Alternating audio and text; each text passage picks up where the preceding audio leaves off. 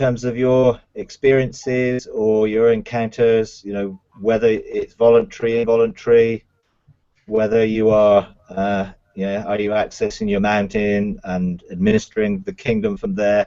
So just to find out, a little bit where you guys are at, it'd be good to see. So who wants to go first? She can go first. Okay, there you go. Thank you, Rebecca. Okay. Well, I just been listening to your teachings, and I've been engaging with the practice, the exercises you've been doing. Yeah. And then besides that, sometimes when I am worshiping, I just let go and see where it takes me. Most of that is in my imagination. I'm trying to really get like more focus to go deeper and to see more. But I've been engaged in some of the stuff you've been doing, like going to the mountain and being in the gates a little bit. I don't think I've been going through all the gates yet. It's been more like the first love gate, and one of the classes you had, the Lord took me to different gates, like the gate of revelation. But it was not induced; it just happened. Sometimes when I try to do it myself, like force it's not working really good. So I would love to go deeper and do it all the time, but I know that you always say that we need to exercise more and more, and that's something I really need to do more exercise. So I've been doing it. Every day I would like to do every day, but sometimes with work and everything around and getting busy, I cannot do it. But it's been very helpful, your teachings, to engage and to know more about the kingdom and all that. So that is what I am right now. I'm more like learning and want to know more about it, and allow the Holy Spirit and the seven Spirit of God, which I just began to know them. I really don't know them individual as every single one, to teach me and to take me further. So I just learn.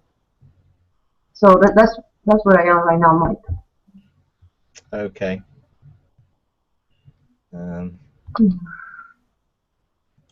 So, what about you, Rebecca? Well, my case is a little unusual. I'm sort of new. I've only been doing this for about a month in some ways.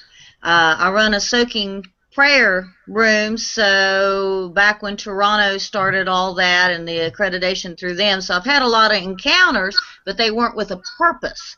So the first time I tried to access my mountain and get my scroll, I saw, I had an open vision, and it was a scroll, and it opened up, and an audible voice told me this is what he saw, and I was in a vision about Elijah with the chariot and all, and I entered it. I know this sounds weird, but luckily you all have had a lot of strange experiences, so you'll understand. And I mean, I saw the whole panorama played out before me, and then I entered in, and I was running. And I felt my hand grab the material. It says he girded up his loins. I was holding the stuff and running, and it was joyful, and there was no effort, and it was wonderful. But that wasn't my scroll, but it was a wonderful experience. I wouldn't trade it for anything.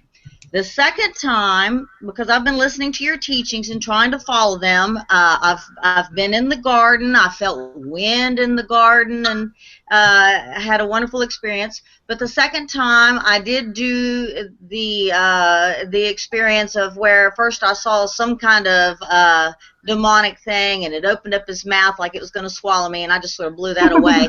Went on, saw a python. And I said, the woman threw the seed is going to crush your head. And so I crushed his head and went on. And I entered in and saw some steps, walked up the steps, and there was a door, and it was closed. But Jesus says that if you knock on the door, he'll open it. And so I asked Jesus to open it. And when I entered in, I don't know where I was. I saw the Lion of Judah. I saw flames. I saw the many-eyed creature, the just indescribable. I don't know where I was. As for scrolls, last night I tried again and I said, now God, I've got to have my scroll before I have this meeting. And he laughed and he says, you are my scroll. You're looking for a scroll? You're my scroll. I'm writing on your heart. You're my epistle. But I did get, he did tell me what my purpose was. He did tell me what my mandate was. As for physically seeing a scroll, no. But I did get an understanding of what I'm supposed to be doing, and how I'm to achieve that, I'm not really sure yet. And that is as far as I've gotten. But, you know, it's been very interesting, and I want to do the more because I love being in his presence. And the main thing is when you're in his presence, that's to me is just everything. So I'm looking forward to having more encounters. Okay. All right. Okay. All right. Well, I think a lot of experiences, encounters, different things. You know, when you say, you know, you haven't seen your scroll, but you heard the mandate. That's really what matters. You know, don't get too caught up with trying to see. The key is, at the end of the day, is having the perception of knowing what it is that you have revelation of. And so, you know, you could see something but not understand it. So understanding is much better. And so I would encourage you to just to continue pursuing those things. A lot of these things where you don't know where you are, you have to go back there and revisit it. Because when you go back and revisit it, it becomes an anchored memory that then you can use as a doorway to future experiences and encounters. You know, sometimes experiences are involuntary. You just go, you're taken, they happen to you. You've not really got an awful lot of option, if you like, with it. But what we're learning to do is to choose to engage so that we can bring the kingdom into our spheres. You know, so understanding your mandate. So there's a scroll, which is the scroll of destiny that applies to your life, full stop. You know, in Psalm 139, you know, everything's written in the book of you, about you before it ever happens. That's God's desire that was agreed with you before the foundation of the world with your spirit.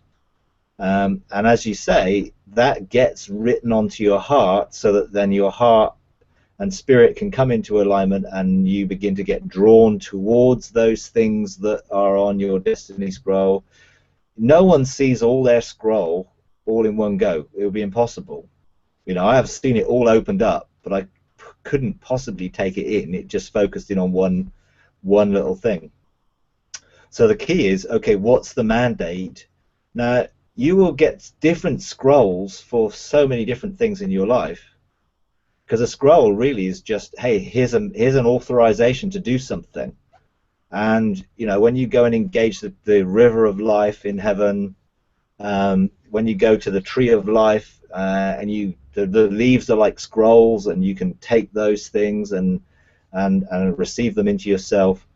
You know, whenever I go to use the judicial system and go to the courts, you know, I would get a scroll for specific things.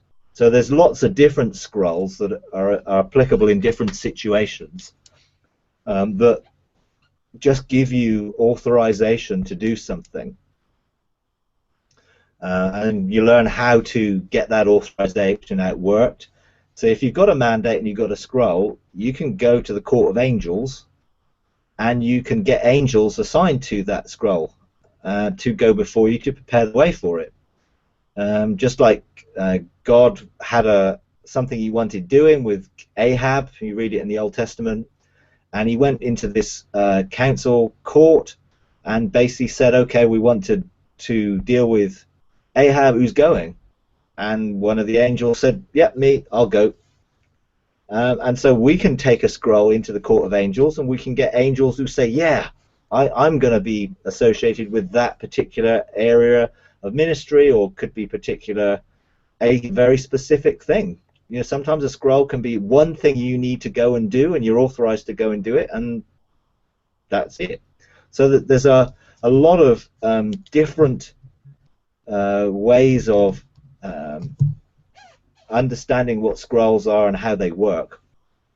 And to start with, you know, there needs to be the relationship which leads on to those things. And I think without the relationship, the rulership doesn't really work. And so my encouragement with everyone is start with the relationship. And the nearer you draw to God, the clearer his heart will be revealed, and the more you'd understand, and the more you get drawn to things. And so, you know, engaging in the garden of your own heart, building that is a key, because that really is where heaven and earth overlap, and where we can live in dual realms. If we have everything we encounter in heaven actually operating within our own garden and in that area of our heart, then there's just a constant flow, and we're just flowing out of heaven and connected with heaven. Because your spirit can be in heaven, but if it's not connected to what's going on here in a practical dimension, then, you know, it's not really very valid, because what's the point? If there isn't a manifestation on earth of what there is in heaven, then we're just having encounters, which can be great, but there's got to be an outworking of those encounters. Hence, you know, God is looking for those that will operate in kingdom authority and will begin to administer that kingdom authority to change and transform both earth and the atmosphere of the earth and various things. But it starts with intimacy, and we have to develop that intimacy within ourselves. And so, you know, my first encouragement with people is to, you know, make sure you open up the first love gate every day and invite his presence to meet with you, and then, hey, go wherever you feel to go. And that can be into the garden of your own heart, can be just embracing him and experiencing him within your spirit. It can be through the gates of the spirit and activating those gates. You know, there's just so many different things that you can do. You can then go back through the door that's been opened at first love gate and go back into heaven and connect with heaven there. And so you can go into the garden of God, the river of life, tree of life, so many different places, which is all about relationship and establishing relationship. Rulership is really where you're looking to engage the mountains, the courts, the angels, using mandates, declaring, calling things into being, using creative power, releasing angels on assignments, all those things. You know, go into the different rooms in the mountain of God, engaging with the seven spirits of God, with wisdom, and just so many different places and things that you can do. But most of those things are to do with rulership. And to rule, we need to present ourselves as a living sacrifice, so we learn to yield to his will, engage around the ark in the Holy of Holies, and engage the will of God there, and where that's really where things get written on our hearts as well. So there's a lot of things which can seem really, wow, there's a lot of things, but this is where you just have to focus on the main things, and the main things are being able to engage God within yourself as a house of God, and allowing your life to be a gateway of heaven on earth. And so that whole pathway of relationship is so that we can create the atmosphere of God around our lives, of the kingdom, and we begin to change those things that are around us and bring them into an alignment with what's in heaven. And that actually is a real thing. I mean, that means that we need to see our spirit growing and going through our soul and encompassing our soul, and then coming out through our body and creating an atmosphere. And therefore what we do and what we say and what we think are very important towards the atmosphere we create. And that atmosphere is where we look to release the authority and the power to do the works that Jesus did, where we engage in healing, signs and wonders, miracles, where we engage in the angelic realms, where we can see the angels around us and we can engage in that spiritual realm which is here around us here, so that the rivers of living water are flowing. You know, we're engaged with the river of life that comes out of heaven, flows through that first love gate, and mostly because people have not learned to open that gateway, it's a trickle, you know, or it's ankle deep and we're just splashing around in it. But the purpose of that river ultimately to become rivers, as it says in John 7, is that around us we would have an atmosphere of the Spirit of life that would bring life to others, that would bring healing to others, that would bring conviction to others, so that when people come into our presence, they feel the glory of God, you know, and we carry that with us. So when we're in a difficult situation, or we enter a room where there's negative things and there's a negative atmosphere, we change it. We don't come under it.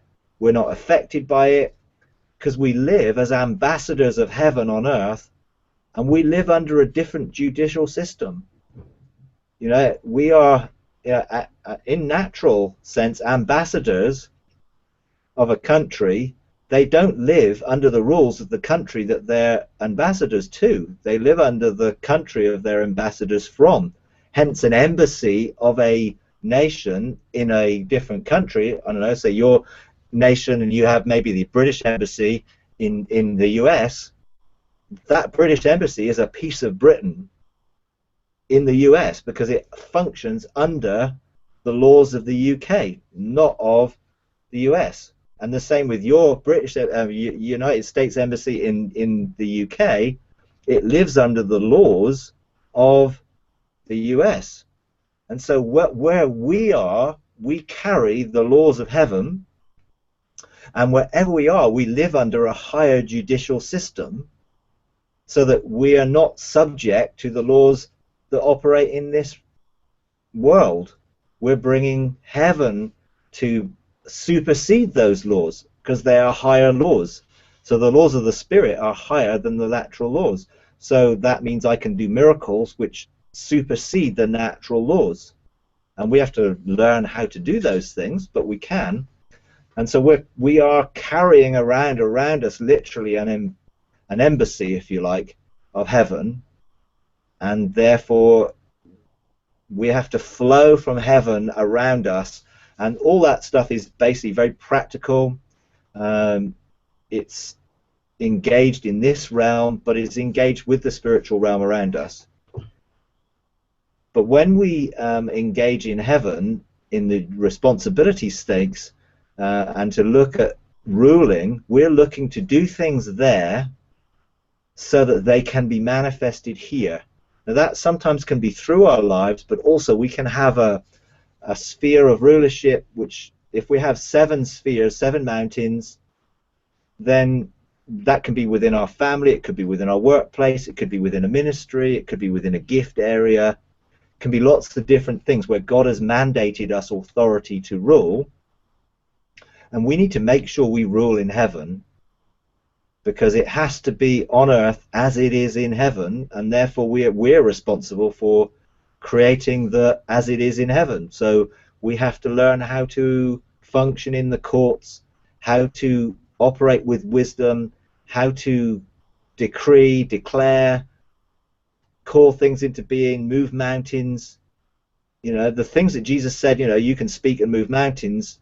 Well, we can do that in that realm, because mountains are not necessarily physical things. They are representing of obstacles or obstructions or enemy activity or things that he's trying to hinder us. So our mountain is higher than any mountain that the enemy has, if we're occupying it and if we're ruling from that place.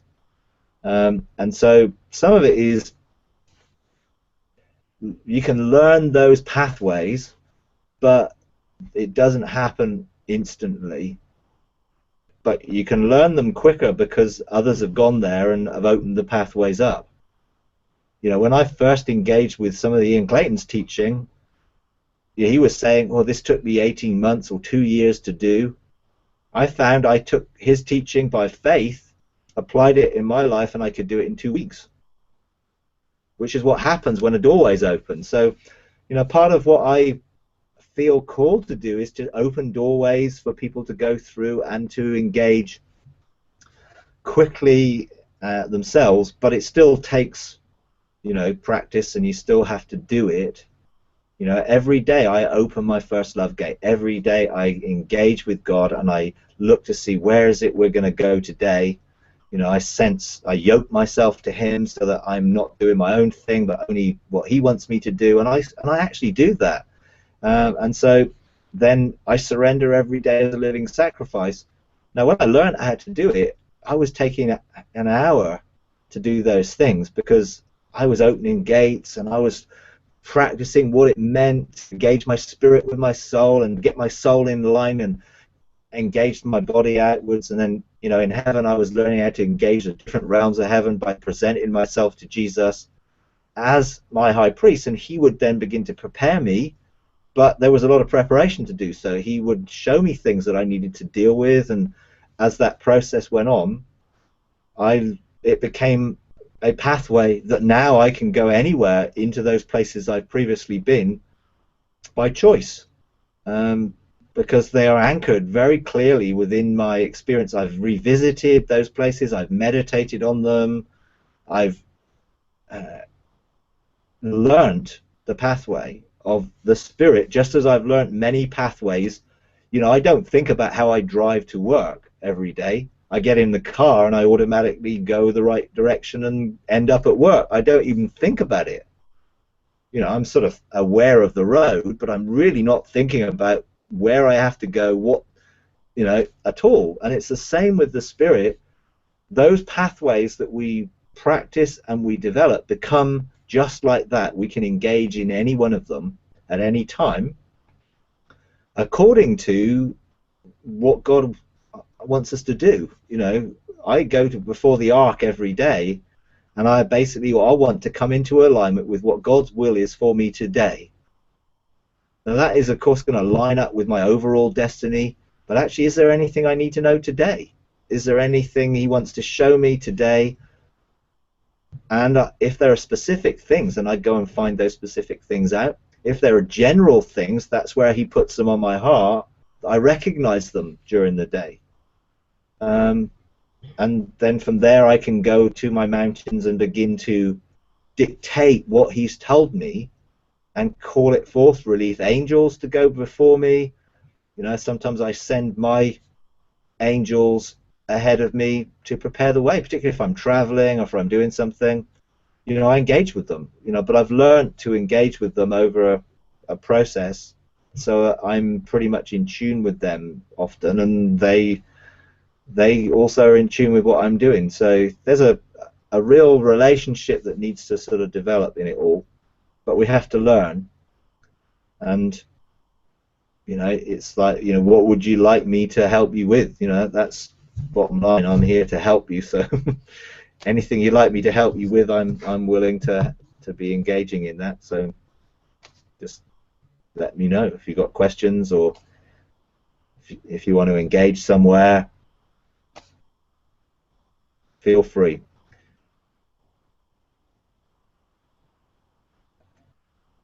If you want to share something, just unmute yourself. You've got to just unmute your microphone at the top of the screen, so that just keeps the sound clear. So yeah. I was told that I do have a throne. I don't know how to get there. I know that there is something online about navigating the courts of heaven. I did what you said by faith. I entered into the courts of heaven.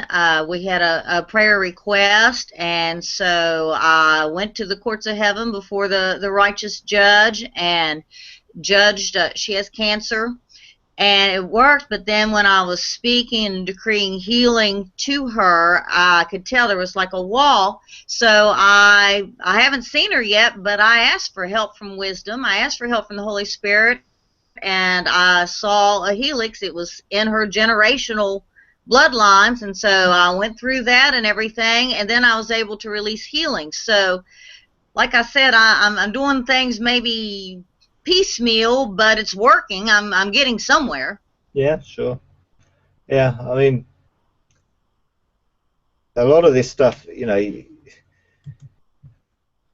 because there hasn't been some specific way of pulling a lot of the things that are going on together, people just experience different things, and they pick up a little bit of teaching and they're able to do that, but it doesn't, okay, what's the overall picture that will help all this to really function? And I'm sort of working on that, trying to pull together something which will help people see the bigger picture and see the different pathways and how to engage. But God always responds to faith. So by faith, okay, I know there is a court, so yes, I can step into that. And when you're there, it can be visual, or you can just get a sense, and it doesn't really matter. You know, I think we've got to break down the barrier that says if I don't see it, then it's not real, because that just is a lie, and that will block us engaging when we can't actually physically see something. Everything happens in our head. You know, my physical sight, my physical hearing happens within my head. It's interpreted by electrical signals in my brain, and my brain communicates to me. I know because I hear, see in my brain. So does my imagination work there, so does my spirit work there. It communicates in my brain so that I have a cognitive understanding of what it is, whether that comes through an impression or it comes through knowing something instantly, you know, whether it comes through a description, whether it comes through any of those things. They're all equally valid. We just need to tune in to that which works and practice it. And I sort of feel, you know, in things when it comes to, well, I know I've got a throne, yeah. And so if you want to know where your throne is and how to engage it, you know, first thing, get something to hang that revelation on in the Word, because that gives you a foundation. So you can use Ephesians 1, or Ephesians 2, you know, 6, you know, I am seated with Christ in heavenly places. Yeah, or Colossians, where I've been raised up with him in heavenly places. So you got a scripture, you know, okay, that's the starting point. So I know that there is a place in heaven where I have access, and it's a throne, because I'm seated there. It's a throne like his throne. But that's at least a start. And then it's like, okay, I'm going to meditate on that throne, and I want to engage in that throne. So what does a throne look like? Okay, depending on what sort of kingdom it is, will depend whether it's full of gold and ornate and full of jewels, or whether it's a big wooden throne. It just depends. But the reality is not so much what it looks like, is what it's for. What is the throne for? It's to rule from. So a throne is about rulership. And what do you do from a throne? Well, you rule and you make decrees. Now, in the process of learning these things, there is a process. And although we have a throne in which we can operate in kingship, there are various steps before we're in a position to be able to do that. And so, you know, you don't, when a child is a prince and they're below the age of responsibility, even if they were to become king, they probably wouldn't be let loose on making laws, because they would probably make laws like all sweets are free. You know what I mean? It's like, right, because they would be immature and wouldn't be able to make things like that which are correct. And so there's a process. And so in Zechariah 3, it describes that process. And it talks about walking in his ways. And so that's what we learn to do here, and to be faithful, to walk in his ways in this dimension, according to the revelation we have from the Word of God, and that's where we outwork. Now, there's a process in that where, to start with, we begin our Christian life, and we don't sort of start out with, hey, I'm this great king and I can do all this stuff. We start in servanthood. Hey, I'm really grateful that I've been saved and I've been forgiven, I've been washed clean, I'm a new person. Hey, that's awesome. I just want to serve God. And so the first part is we become a servant. And so the disciples, when they were with Jesus, began as servants. They served him, and they were with him as his servants, and they followed him, and they were around him. And then there's often a choice after we've been a Christian a while. Okay, am I going to commit to this? And that choice was about being a bondservant. You know, a bondservant says, hey, I have free will, but I choose not to go free. And there was the sign where they had an earring because they were, you know, that was the sign of a bondservant. Hey, I don't want to go free, I just want to serve my master. And after that stage where we get to that, hey, Jesus is Lord of my life, you know, I make him Lord, therefore I'm not in charge anymore, I surrender, then he entrusts us with things. And so we become a steward. And a steward is entrusted with the master's property, finances maybe a job, whatever.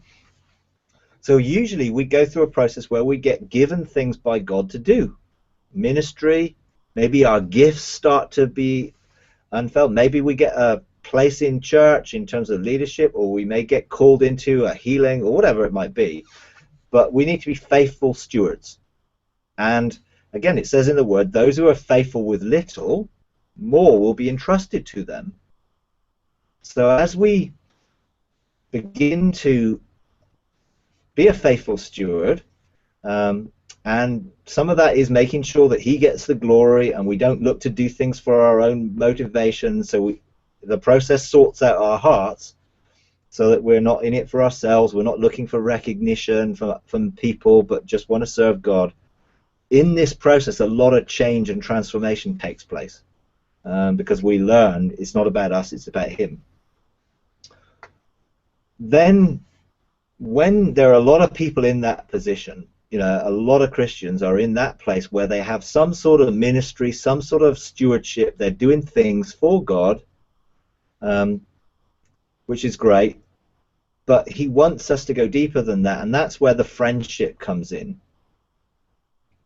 Because friendship requires intimacy, and it got to the point with Jesus and his disciples where he said to them, I no longer call you servants, you're friends, and I'm going to reveal things about myself to you because you're friends. I'm going to show you things that I wouldn't just have entrusted with a steward.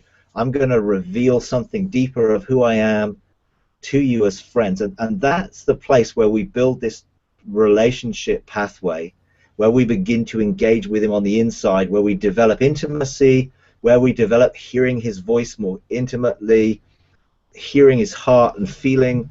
So we're building up that place where he is entrusting us with things as a friend to do things because he trusts us. And that's where a lot of people are starting to engage now in visions and with encounters with him. It's because he's saying, hey, you're my friends, I trust you with more, I want you to pursue this now with more. But then after, you know, in the process of friendship, he then encourages us to step into the realms of heaven into the realms of his presence there, which then is about lordship. And the first stages of ruling in the heavens and engaging the courts is as a lord. Now, a lord outworked the rulings of the king, if you like. So the king had what he wanted done, the laws of the kingdom, and he entrusts it to lords to outwork. And so in that lordship, when we get on our mountain, and we have 7 mountains, that's where he is entrusting us with the authority to rule those mountains. So that's where our scroll, our mandate comes in. What are the mountains? What are the areas of authority he's entrusted to us to rule? And we do that in authority under him as a lord, recognizing his kingship over our lives. And that lordship is a lot of power. You know, you have a lot of power to administer those spheres that you've been given. You have to identify what the spheres are. You need to then, you know, be invested with authority on that mountain, on your throne, on that mountain as a lord. And you know, a lot of people are now starting to engage in that. And you have, you know, a lot of symbolism out there with different mountains, and you have the 7 mountains of, you know, culture and different things that I think some of the prophetic guys are releasing. But we all have 7 mountains.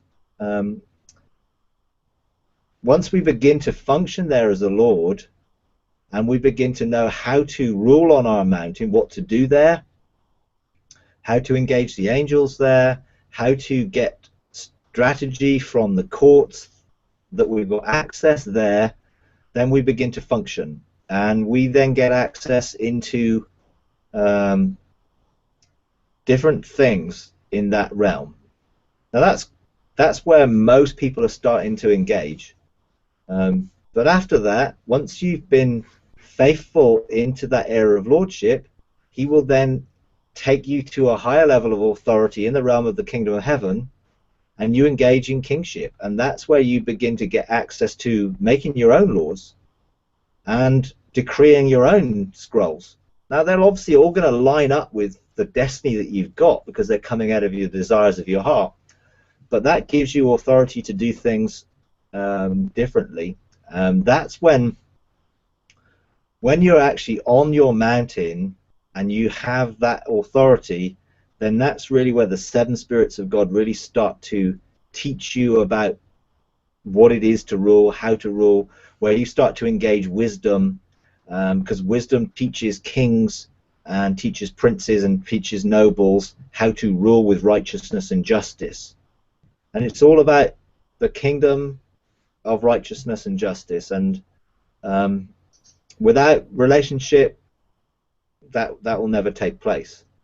But with relationship, we can be invested with authority at different levels, and we grow through the dimensions of heaven by surrendering. You know, so what I've experienced is that everything on the pathway of relationship flows from the inside out. So we're engaged with heaven, but it's flowing inside us and out. Everything you engage in heaven goes outside in. So you start in the outer courts and you go into the holy place and you go to the Holy of Holies, and then you can engage with the temple and the courts of God and the throne of God and the different things in the mountain of God. But it goes through yielding to those areas of lordship. So I yield to lordship to Jesus, and he begins to prepare me, and so engaging in a living sacrifice process is key, because it takes us deeper into the realms of the kingdom. Now, you do get to go to places. I mean, I can take people to places because I've been there, but they don't get to be able to get access themselves until they develop the pathway themselves. So, you know, you can't really operate fully in authority without having known how to present yourself as a living sacrifice, what it is to deal with the sense of I'm crucified with Christ. I engaged at the cross. I engage in covenant exchange. I learned to trade my old life for his new one. you learn the process, and once you've sort of, the process becomes your process, then he begins to release revelation to you, begins to engage you in deeper levels. And so I'm conscious that I can take people to places and open doors of things for opportunity for people to go to places, but that doesn't necessarily mean that everyone will be able to function there all the time. There's still a process of learning and to go through. And I think, engaging in ourselves and opening all our spiritual soul gates and body gates is one process which flows the river from the inside out of us, and then living sacrifice engagement and knowing what it is to deal with the skins and the thoughts and intentions of the heart and the genetic level things. That's the process. Now, some of us will have done a lot of those things. We'll have done bloodline cleansing, we'll have done seed cleansing, and as we engage that, it takes us deeper into heaven. We are able to access the realms of heaven and take us deeper into those realms of heaven than we've been before. So every day I present myself as a living sacrifice, according to Romans 12, so that I can find his will and serve him and worship him today. Most of the time I go straight into the ark and I engage with him, and I engage with the four faces of God, and I engage with the lion or the ox, the eagle, the man, because I've got the pathway. Now sometimes he wants to do something, so he stops me along the way and he wants me to surrender another area of my life, or he wants me to deal with a blockage that comes up, and so I'm open for the engagement. But I practiced that pathway for a long time, and I've got a whole set of teaching on it, a track called Transformation, and it's a 20-part series which goes through the whole process of how to engage each of the realms of heaven and how to engage the realms in our own life, so that we can learn how to do it. And if people can do it quicker than I could do it, because I just pass on the revelation that I've received and they can engage it. But there isn't a shortcut. I'm trying to say, I can't lay hands on you and make you do it. It's all about developing the relationship, which any relationship takes time. Mm-hmm. It takes time to develop our intimacy with God, to know him and to let him lead us into the places he wants us to go. It takes time. But if anyone is willing to give that time, there's nothing that's impossible. But sacrifice, there's power in sacrifice, there is.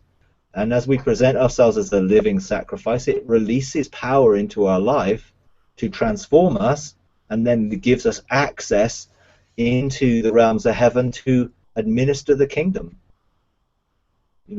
So I'm sort of just trying to touch base with people really to see where people are. And when it talks about benches of three, you can't really operate in a judicial sense as a bench of three without being on your own mountain and fully functioning as a lord, because benches of three are operating in kingship, and they have a greater dimension of authority and power over an area or a region or a sphere that you get the mandate and the scroll to have as a bench of three. And so at the moment I'm just sort of trying to find out where people are at, what I need to do to try and help, so that I can eventually help people to find those spheres of authority in the kingdom and just bless them and help them release it. But the first stages are really, how do I engage on my own mountain? How do I engage in my own heart? And then, as that goes on, I can move forward in it. So I don't know if that sort of helps. No, it really helps, and I wrote down your series. I mean, I'm going to do everything that I can. I'm not sure where I am really, because a lot of these things I've been doing without doing that way. from different teachings, I've learned how to decree and how to change the atmosphere in a place, but a different way without actually going into heaven. And so, Yeah. I mean, you know, a different approach, and I feel that your approach and going this way is going to help me to just open up other avenues and make it more powerful and better. So I'm not really sure where I am. Okay, yeah. I mean, that's probably true for a lot of people, because God has been releasing revelation for a long time. Mm-hmm. And he's been releasing things from heaven that have been drawing people towards those stewardship roles. So what you've been operating in is stewardship of those things and the revelation you have. Mm-hmm.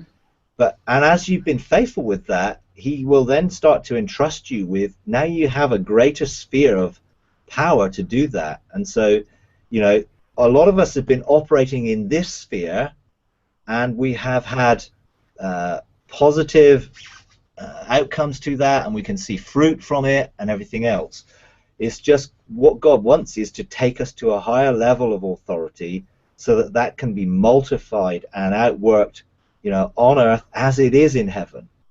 And so that, as it is in heaven, a lot of us have been doing on earth and trying to get heaven to come and do that on earth, whereas we're supposed to go to heaven, and so that becomes a manifestation of it on earth at a greater authority level and a greater power, because we get access to things we didn't get access to before, you know, in terms of the courts and the different angels, and then we can enforce laws, whereas before we were sort of doing it, but we were doing it under the atmosphere that was in the earth, which meant we're doing it under the principalities and powers and rulers of darkness and wickedness that were operating in the atmosphere of the earth. And so we tried to shift them, and we tried to move them, and tried to do things to clear the atmosphere, but most of it was ineffective, or partially effective, because we were doing it from here, trying to engage there. But now we've been given access there, we're a higher authority above that, and we can release particularly the angels to deal with the atmosphere of the earth, so that then that atmosphere can be opened up. And then we become more effective in opening everlasting doors over the spheres of authority that we've been given. And that was, and if you can imagine the greatest revivals and moves of the Spirit that have happened, whether you think of Toronto or you think of Pensacola, or look at what's going on in Bethel or different places, or look back in some of the historical things, we're supposed to create those as everlasting doors over our spheres of influence. So we can only do that by going there and ruling above those things, so that we can bring those things through into the atmosphere of the earth, so that they manifest here on earth. So there's a level of maturity that we're all being called to come into, you know, and that doesn't mean that any of the things we've learned were wrong. It just meant we were doing them as stewards, and now God is calling us to do them as lords in a dimension of authority which gives us access to greater resources, really, if that makes sense. Yeah, it does. Yeah. Okay. And that's awesome. Yeah. Okay. I do have a question, Mike.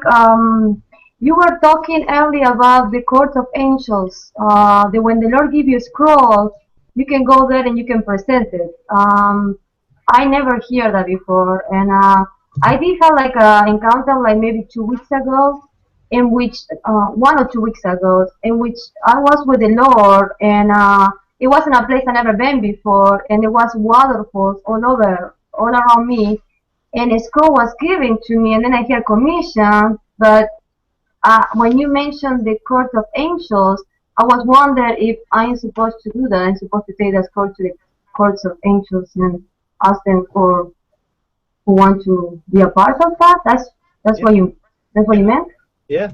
I mean, in terms of when you have a mandate to do something given to you by God, you want the authority and the power of heaven to be with you. And so when you get given a mandate, that doesn't necessarily mean that you've got a strategy. Mm-hmm. So God says, I want you to do this, but how are you going to do it? And so there's two courts in the realm of the kingdom of God that require access to the strategy. So the court of war is where you get strategies for action that enables you to outwork your mandate.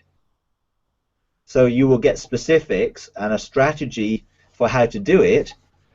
Then if you go to the court of angels, you're looking for angelic assignments to enable that strategy to be outworked, in particularly maybe in the atmosphere of the earth, but also going ahead of you into this realm,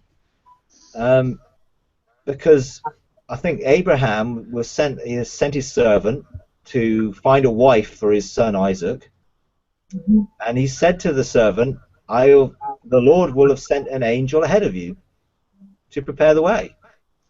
And angels prepare the way for us to connect to the right people, engage the right finances, maybe sometimes engage in a relationship which brings unity, which moves things forward quickly. That's what angels do. And so the more we are active in that process, the more we can be aware and assign them to those things. And so there are angels. There are also, at another level, there are the cloud of witnesses. Some of those cloud of witnesses also associate with our scroll mandates, and they also are there to support and encourage, and they also have some wisdom that they can impart to us. So, you know, if you've got a mandate to do something that a previous mantle was given to one of the cloud of witnesses in the past that is similar or has an association to, they can give quite a lot of insight into things, usually about what not to do, about mistakes that they made, because they made a load of mistakes. And if we can learn from their mistakes, we don't have to go through the same process that they do, and so they can inform us. So there's various engagements that you can have that will help you to outwork your scroll practically, or your mandate practically, and you just learn. You know, wisdom. You know, once I was given a throne within the kingdom of heaven, and I was given an orb, which is that sort of round thing that you get. You know, you see the Queen of England has an orb when they make laws. Wisdom took me and showed me the protocol of establishing things in the kingdom. So I was able to go to the court of kings and the court of scribes and the court of chancellors, and it was a whole process. Now, that's when you get to operate in kingship. In lordship, you get to operate with the court of angels and the court of war and the mobile court. And when we learn those protocols, then we get access to other protocols later. So, you know, it's great when you get angels that want to participate, you know, and we just need to give them the opportunity to participate. Because our guardian angels, the ones that are with us on a daily basis, they work overtime sometimes, keeping us safe. But if we don't engage with them, they don't often go on assignment to do things. I mean, it's like when I go to minister or I'm ministering in a situation, I will send one of my angels to bring me the resources for that ministry. And so they often bring weapons or crowns or jewels or mantles so that I can give them out. And I send them ahead to prepare. And then I'm sensitive. Hey, what are they bringing? How do I minister that? So there's lots of ways that the angels want to be involved, but as Ian Clayton says, most of them are just bored because we don't do anything with them. You know, Jesus had I think 12 legions of angels that he could call on, which is somewhere around 70,000, 80,000 angels. That's quite a few. And if we're not engaging with any of those 80,000 angels, then they're just waiting for us to interact with them and to send them out on assignment. Now, obviously, you need to know what you're sending them to do, but they're willing. And that's just those 80 or 1,000 that are associated with us. You have the canopy of angels that is associated with the throne of God that also comes over us when it recognizes the throne that we're on and that he's on in our life, because that represents the throne of God. And then you get the 10 canopies of angels with the 10 different orders of angels that we then can also release. So you can release the seraphim and the Kashmilium and the Ishim and the different ones and the Ophanim and the different things, because that's what happens when you get enthroned. You get access to things that you never knew existed before. But it's all a learning process, and the first things to start with is engaging in your own heart, and then looking to engage in the mobile court is one of the first ones to engage in, so that you deal with judicial issues about your own life, and that gives you authority then to operate, because you usually get papers, separation papers or orders from the court that gives you authority to change things around you and in your family and in your life, which is where you sort of start. So yeah. Okay. Do you think we still have time to maybe do an activation or something? Oh, I'm sorry. You think you want to say something? What, in terms of, I didn't quite catch that, in terms of... Like an activation, maybe to go to some of the courts, or Yeah, sure. It's some of the spiritual realm or something? Yeah. Yeah, I can always sort of do some activations. Mm-hmm. Sometimes you just don't want to do them out of order. Mm-hmm. Because if you're not on your mountain and you're not operating on your throne, then you haven't got anywhere to outwork what happens in the courts. And so although you might have an experience, you've got to be enthroned there first. And so, and then you need engagement with your scroll in that place. So, I'm sort of working on, I've got lots of different exercises and different activations.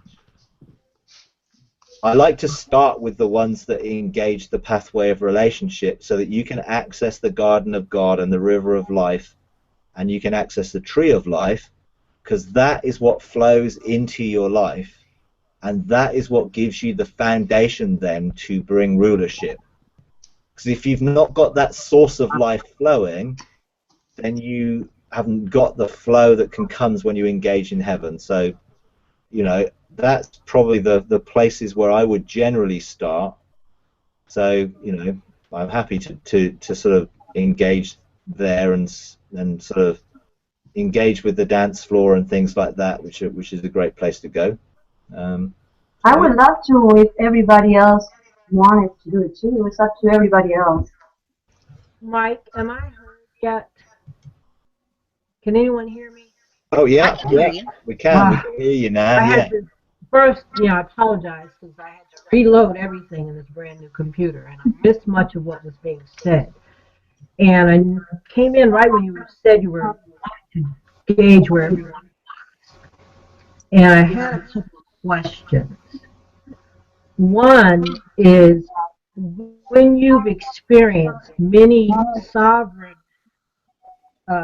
taking ups and things like whether in the body or out of the body, only God knows, and then you're left to your own resources and faith to get there, and it's difficult.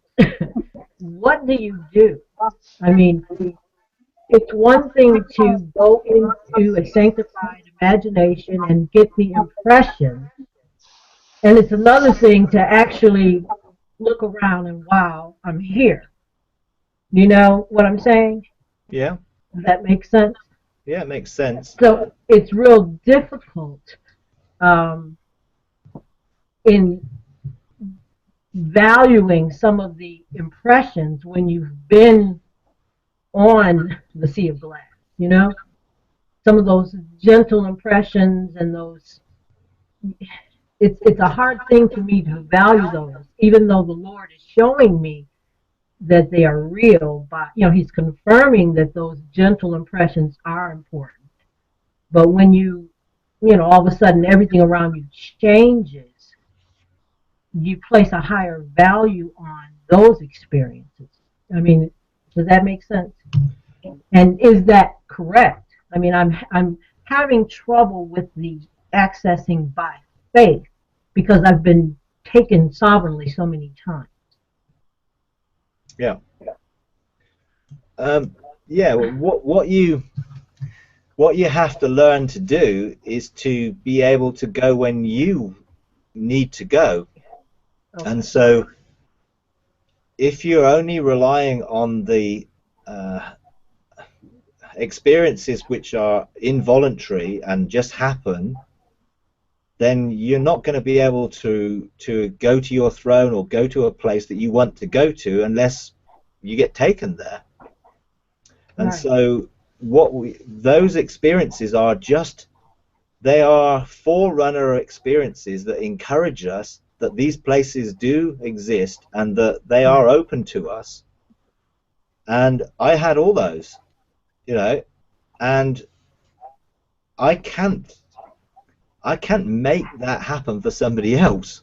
You know what I mean? It's like you position yourself and you open yourself for those things, and sometimes God will do that. I honestly believe that that is not as mature a position as where you are able to step in and to engage yourself. And so you have to therefore learn how to train your senses, according to Hebrews 5:14 or 5, yeah, to train your senses to discern, you know, by practice. And so the little impressions and the other things, they're all part of training your senses to pick up the flow that's coming from God on a daily basis, both in this dimension and in that dimension, to engage. Now, all the involuntary experiences, let's say, I journaled them all in detail, and I revisited those journals and went over the experiences over and over again. So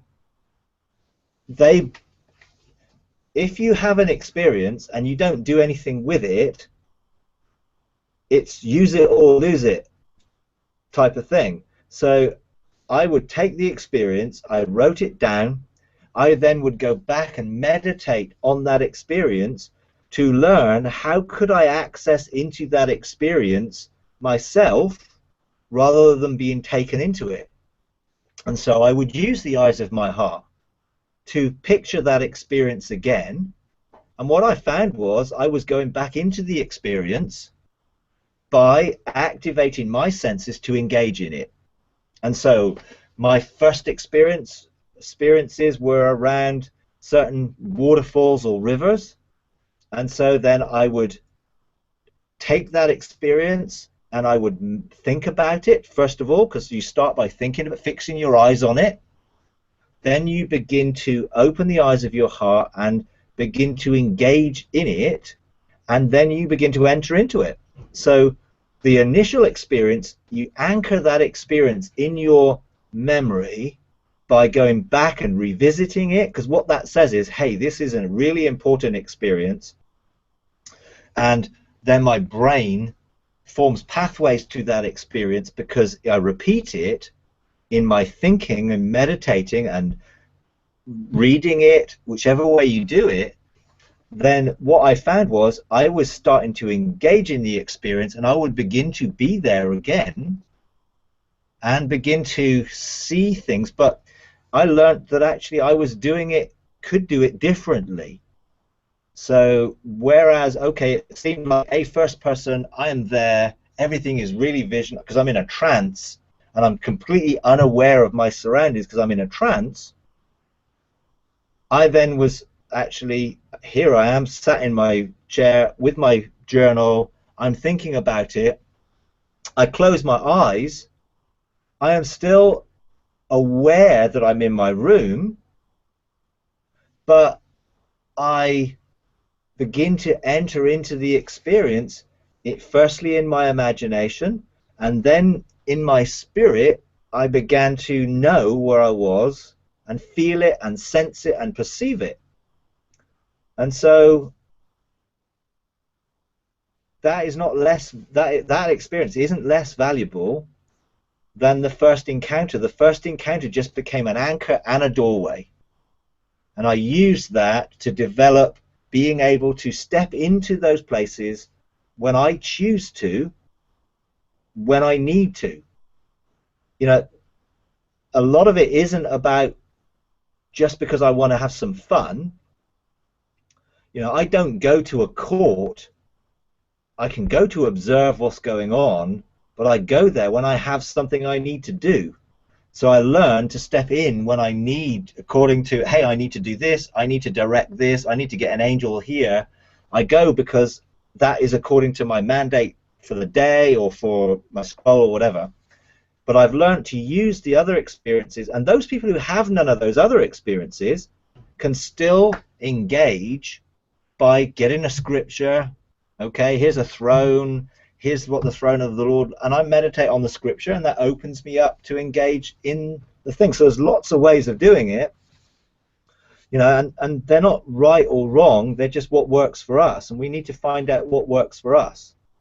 And so, you know, when I say I step in by faith, what that means is I know that that place exists, either because it says so in the Word of God, or I've been there, or someone else has actually been there and told me that it exists. So I take that, and that gives me something to activate, and then I engage my spirit,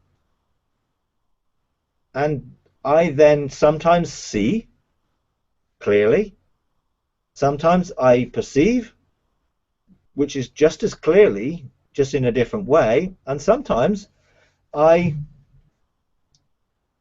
know, and that's what I've found. I have learned to listen to my spirit, engage with my mind and my soul to explain where it is. And so I'm there, and I can describe to you where I would be very accurately, very clearly, and in a very descriptive terms, but I'm not seeing it as a vision. My spirit communicates to me by knowing and as a description. So when someone says, can you see my angel, I can, okay, I'm going to engage my spirit to see in that realm around you, to see the angels and what's going on. Is it a vision? No. But actually I experience the colors, I can describe exactly what it looks like, because my spirit is communicating that way with me. It may be different for other people. I don't know. I mean, it may be that some people get it's visual, and they see the angel, or they get an impression of the angel. But if it's an impression, how does an impression work? You sort of feel something, and then you still have to describe it. What are you feeling? Well, I'm feeling there is an angel here that's 6 foot tall, that has a big sword and has this. So you're describing what you're feeling. If you saw the angel as a vision, you would still describe in the same way. So neither one of those things are any better or any worse than themselves. You just need to find what works for you and then go for it. But practice, you know, practice developing it so you can step into it. Yeah. I have been, and I have had some practice that turned into more than the gentle impressions. And there was one, you mentioned the court of scribes. Yeah. Now, I go into court, and I've done this by faith, I've done it sovereignly before.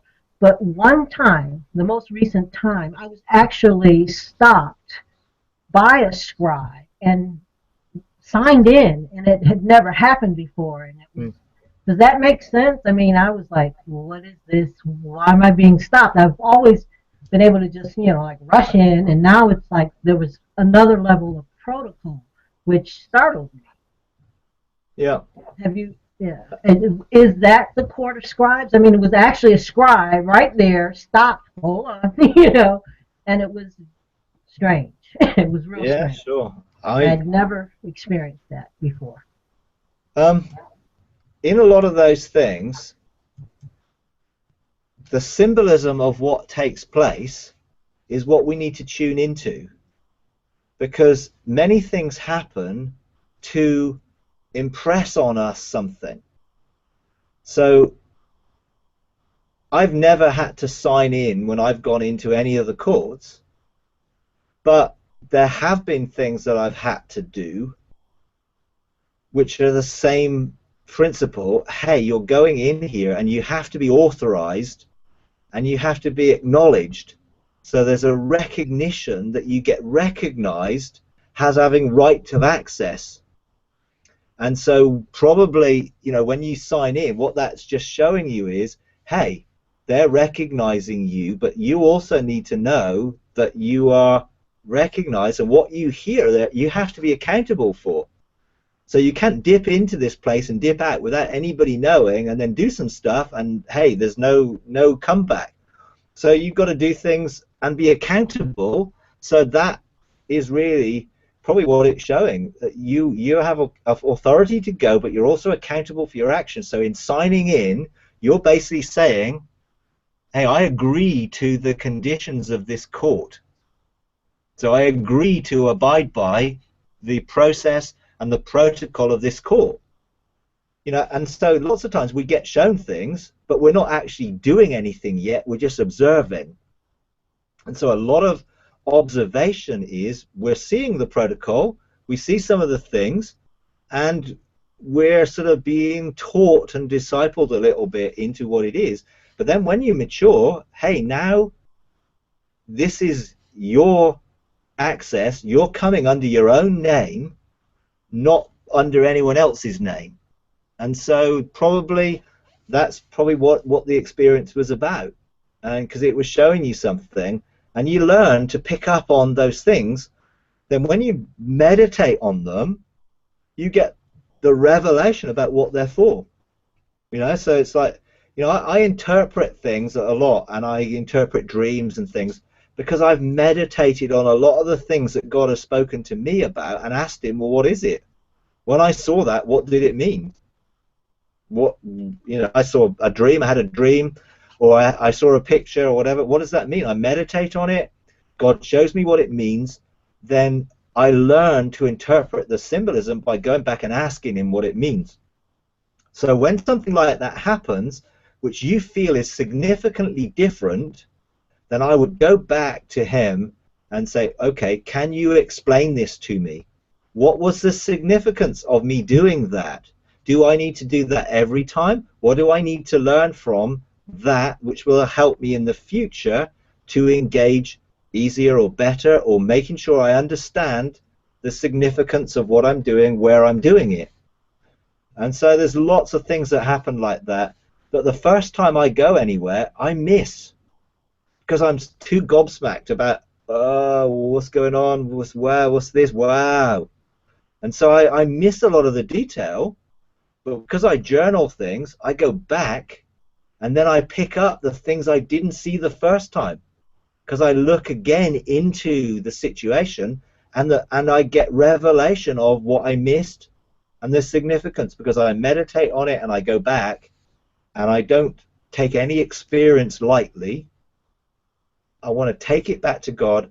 Personally, what I do is I go and plant those experiences in my garden, in my heart, and they produce a fruit tree. And then I can go back to the testimony that I've planted, and I eat that fruit, and that brings me back into encounter, and I can pass that fruit on to other people, which is why I can lead people into places, because I can pass on the fruit of the testimony that I've got of that experience myself, which is why you know, I meditate a lot and wait on those experiences to get the fullness of them and allow God to speak to me through them again and again and again. And I can spend a long time in one experience to draw out the life of that experience, you know, and that's what I did, you know, and I did that a lot.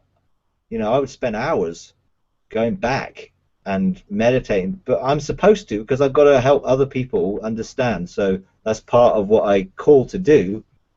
You know, so I don't spend a lot of time doing a lot of these things anymore because I've raised up other people to do them.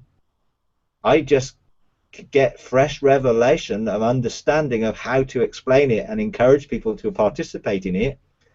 And God takes me to somewhere new, or he gives me a fresh revelation of how to explain it, and that's what I do a lot of the time. I operate in lordship over the areas of my own life and here in the church, but my goal is to raise up others so that I can be released more and more to explore the protocols of heaven and the protocols of the kingdom, and to be able to help other people to engage in it. So yeah, that's sort of really where it's at. Mike, is it possible that a lot of this stuff is done without your understanding, that your spirit is doing it? I mean, I know I have many night encounters, night missions, and I only come back with small inklings and strong emotions and things of that from them. But I've noticed when I go to my garden, it's always changed, and it amazes me that, you know, that's new, and this is new, and where did that come from? Yeah. And it's like things go on, a whole lot goes on without my intellectual understanding. Does that make sense? Oh, yeah, it absolutely, totally makes sense. Because our spirit, what we're really learning to try and do is to live in two places at the same time. And so our spirit engages. I mean, whenever I go to sleep, I release my spirit to go and sit with the Lord in my garden, and then I go to sleep. Now, I know Ian Clayton teaches about the night watch, where he has taught himself that his soul and spirit stay awake and his body goes to sleep. And I think ultimately that is the goal, that we would be remembering and resting in our body, but our soul and spirit are actually active in the spiritual realms. And I think some of the things you're describing in terms of little memories, impressions, feelings, and the fact that the things in your garden have changed as a result of encounters in heaven that then get transcribed into the garden of your heart are an indication that, yeah, you are doing things and your spirit is active, but you've not yet learned to totally remember those things with the connection to the soul. Because I think that's where unifying the soul, making sure there's no blockages in the gateways of our soul, making sure that our souls are together with our spirit, in some senses you have to separate your soul and spirit from the negative, let's say, soul ties or connections which are purely in the soul dimension, to reintegrating soul and spirit, so soul and spirit and body become one in wholeness, in peace, in unity. And then a lot of these things we will begin to be actively involved, and we will remember it much more clearly. And if you do see something in your garden which is different, you know, I would then go and sit at the feet of Jesus or the Father and say, okay, can you show me where that came from? What did I do, and how do I need to interpret that so that it's going to help me actually remember and learn something from it, you know? And that's again just relationship and communication and talking, fellowshipping with him, asking him stuff, you know, and learning to listen to him speak. And so we gain an understanding, you know, if that sort of makes any sense. I think that's probably how it works. So yeah. Okay. All right. I have to go now.